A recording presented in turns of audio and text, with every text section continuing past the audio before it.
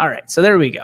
There you see Coach Seidel with us here on Running Point, brought to you by Greenwood Chevrolet in Austintown, the presenting sponsor right here on Running Point on your sports network. Coach, an interesting game on Saturday. That's your right. First game of the season, and you finally got to play, which is something that you couldn't be more excited about, but you had to play on a Saturday, so that extra day goes into it, but you got the victory, and that's all that matters. Yeah, that is all that matters at the end of the day. And speaking of those Omahas, I was getting used to calling those on Friday nights with you guys.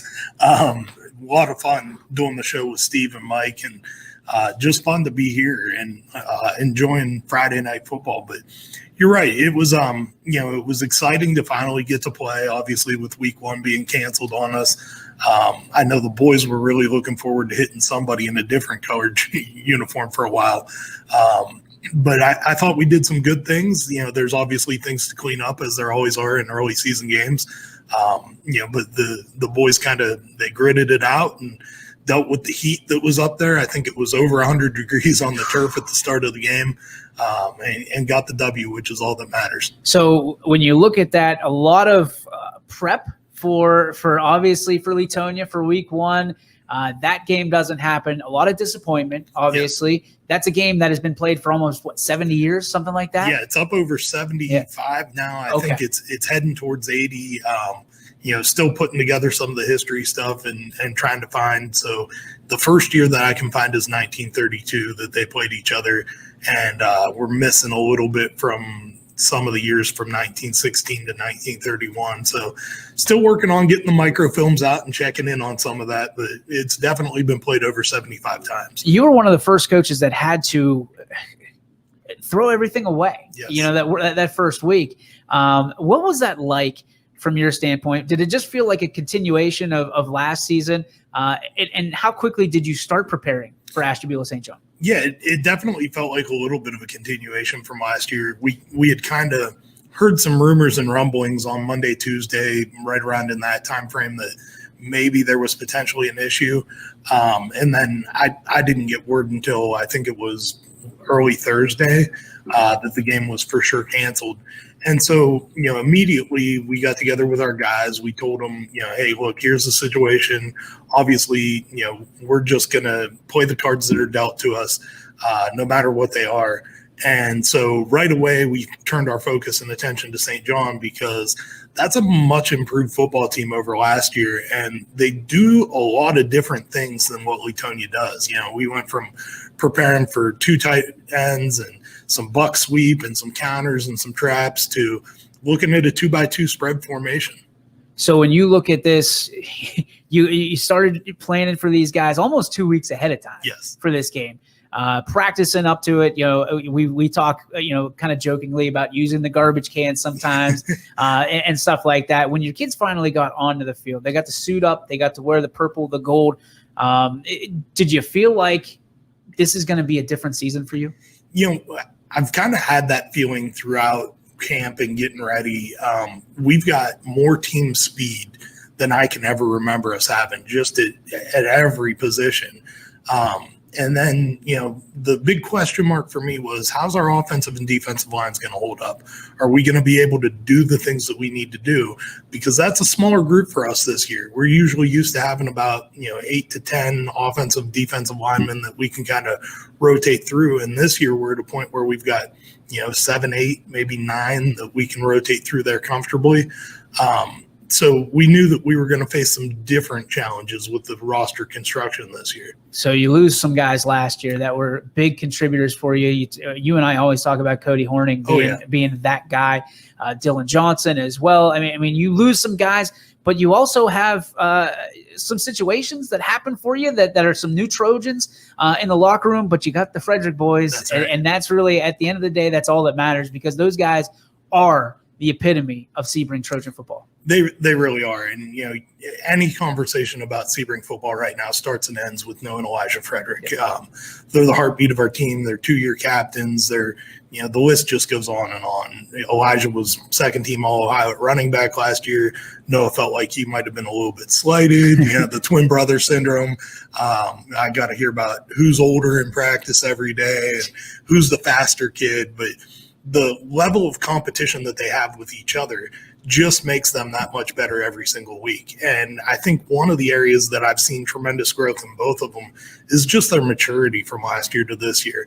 I was telling you kind of off the air that over at Spire, Noah was kind of having a big day. He had 176 yards rushing, 2 touchdowns.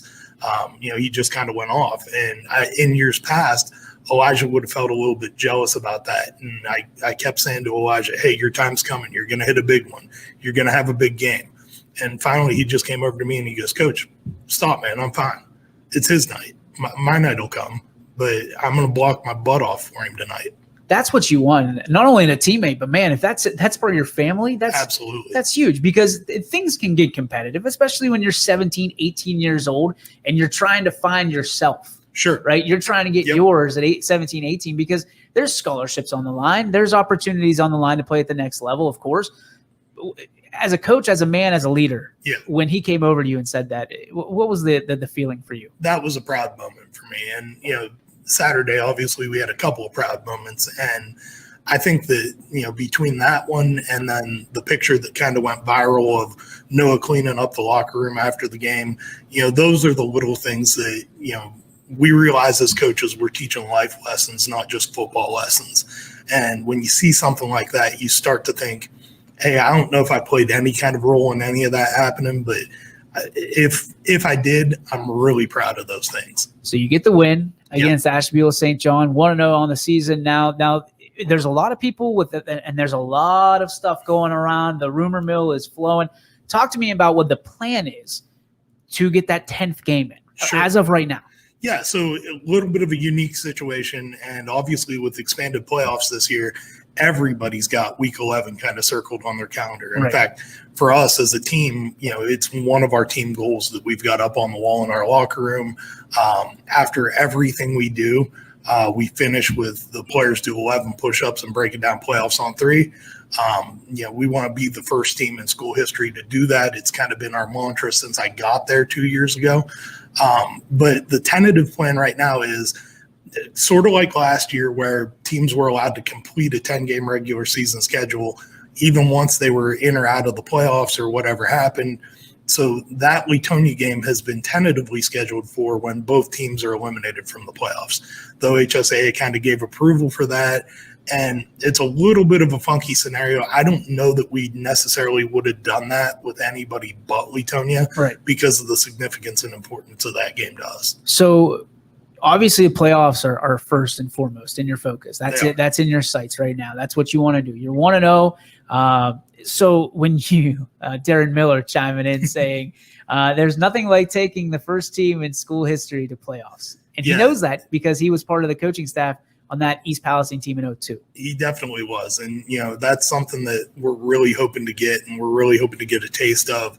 We want our kids to just kind of feed off of that. And, while I say that that's a goal for us, obviously we're taking things 1 week at a time, 1 game at a time.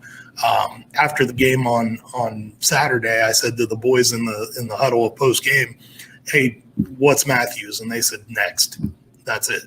So there you go. I mean, Matthews, another team, and they've gotten better as well. Yeah, I was, breaking down film over the weekend a little bit. Obviously, Saturday night late, I was able to get the exchange taking place on Huddle. And I came away and I thought, man, much improved Matthews roster. Coach Bourne's doing a heck of a job over there with the boys. Isaiah Muno, the quarterback, looked really good on tape. He does a lot of things really, really well, whether it's extending the play with his legs. Honestly, when I looked at the film, I thought, they look a lot like Louisville's going to look to us later on in the season. Oh, really?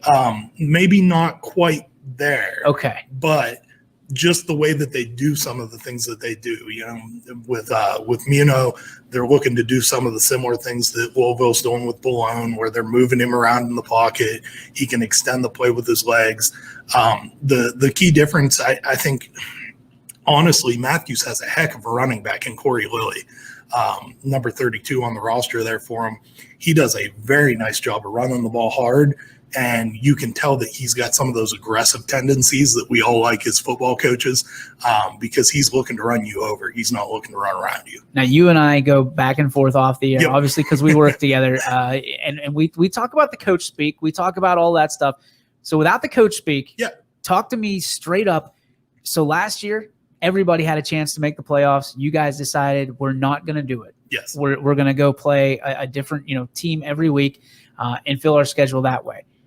If your team makes the playoffs, let's say that you're a 16 seed. Okay, just for argument, you're playing a 1 seed. Do you go, or do you take the waiver and say, hey, we're not going to play. I don't want my guys getting hurt, because that number 1 seed could be You're right. a Warren JFK. Well, and there's a lot of talented teams in our region. Our 25 is a really talented region this year, with teams like JFK and Lucas and Dalton in there, and Southern makes an appearance back in D7 or 25 this year. And, I know the Coach Wright's always got those boys fired up and ready to play. But when we talked about this last year, when we sat down as a team and we said, hey, here's the opportunity that's in front of us. And I didn't give them my thoughts right off the bat. I wanted to hear their thoughts first. And their initial thoughts were, Coach, as a team, we're not there yet. Yeah. We can benefit more from not going into the playoffs and taking teams that are a little more similarly matched to us. It was still a growth year for us. And so what we promised to each other at that point was, this year, if there was an opportunity and we earned it, and that was a big thing that we talked to each other about a lot all last season, was we want to earn the first time we go. If there's an opportunity and we earn the opportunity, we will not pass on that opportunity. We will absolutely take it, no matter who it is. We're not afraid to play anybody. We just want to do what's right last year by our players, by our program, to kind of build things towards where we're hoping to go. So the OHSA coming down and saying you don't necessarily need 8 games anymore. You need 5 games. You and I have our thoughts on where we think that'll end up. If it turns into a situation where everybody gets in the playoffs again, do you go? I think we do this year. I think that, the team dynamics are a little bit different this year. Obviously, 11 seniors on this squad. Guys that have been into the program for a couple years. Last year, we had quite a few players that were making their first appearance in high school football, and even several that were making their first ever appearance in football. That's one of the challenges that we've had at Sebring with not being able to field a junior high team in the last few years, is trying to build to that point where we've got kids with experience, and we do now. We're here with Coach Matt Seidel of the Sebring Trojans, the 1-0 Sebring Trojans. We're going to call it Coach's Corner, because this is your guy doesn't have a whole lot of time on his hands. So when you sit here and you put 10, 15 minutes in, we're going to make sure that we make it count. So this is Coach's Corner, episode 1 of the 2021 season with Matt Seidel. Coach, a couple off the topic questions, off the football field. So you're a either or guy, and we like to play Would You Rather a lot. So my question for you is, what is the number 1 dessert in the I know you don't like sweets a whole lot. What is the number 1 dessert in the Seidel home? So I'm not big on sweets. However, I am an ice cream guy. Okay.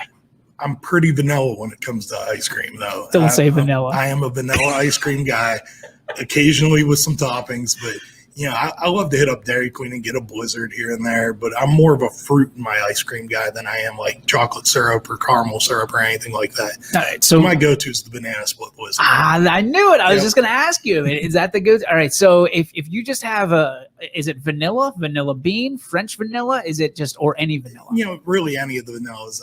I've just never really been much of a chocolate person. Yep. Every girlfriend I've ever had has hated that about me or loved it about me, because then they get it all. The chocolate. Yep. Yeah.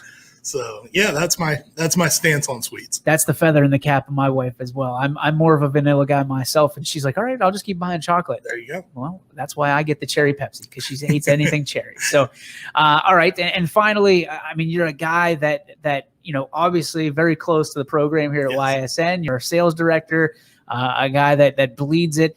How has it been for you to kind of see how YSN runs from the inside out, as opposed to necessarily how we've had in the past, which is just looking in and admiring the program, the same as we do with you, from afar? Yeah, I think, there was always that mutual admiration back and forth. And to be able to come on the inside has just given me a whole new perspective and respect for the work that our guys do every day, whether it's the guys that are out in the field calling the games, as I had an opportunity to take part in some of that, or, honestly, the guys doing the audible call. The last 2 weeks, I've had the opportunity to kind of sit in the hot seat over there and be producing the show as we kind of go. And, things are rolling fast and furious in here. There's Omahas coming all over the place, and, just trying to pop around it and get the fans what they deserve, which is, the best coverage in the area. Last question for you. If Jeff Betos had 1 year of eligibility left, would you take him on your team? Jeff could play, let's see, I would probably play Jeff this year at guard. And we would hope for that, famous clip penalty that saves the game. Oh my goodness. Coach Seidel, thank you so much for your time. We appreciate you. Maybe we'll take a break and get you talking about a few other teams. There were some awesome games that we still have to go over with Ty. We'll bring him back in the house right after this break, right here on Running Point, presented by Greenwood